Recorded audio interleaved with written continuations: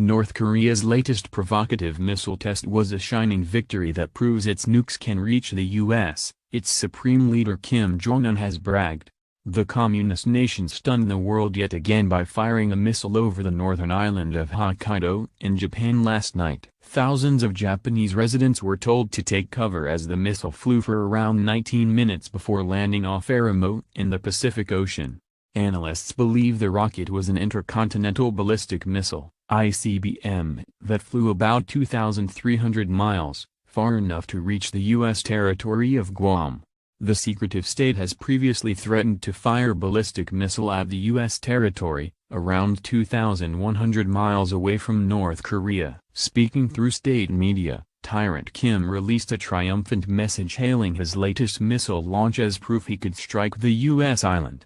The statement read, "People from across the world have expressed admiration at the DPRK's bold pluck and great potentiality." Media of many countries are zealously reporting about the DPRK's nuclear attack capability, which has reached the high level able to ensure the accuracy and freely control the striking power according to targeted object and purpose, and about the failure of the U.S. policy toward the DPRK.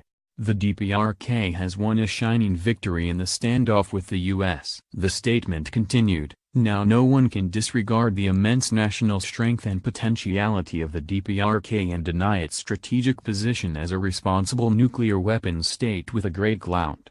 The U.S. has tightened sanctions and blockade by mobilizing its vassal forces to stifle the DPRK. But it could not check the advance of the army and people of the DPRK. The U.S., styling itself as a superpower while boasting of its strength before other big powers, is in mortal fear of the DPRK. It is always seized with phobia of nuclear disaster. No one in the world can block the advance of Juche Korea and its heroic people dashing ahead for bright future under the banner of the line of simultaneously developing the two fronts raised by the Great Party." The missile test was carried out just hours after North Korea threatened to sink Japan and reduce the U.S. to ashes and darkness. The threats were in response to the latest round of United Nations sanctions against the totalitarian state. Japanese Prime Minister Shinzo Abe condemned the launch as reckless, unprecedented and a grave threat. The UN Security Council are due to meet this evening to discuss the missile test and possible action.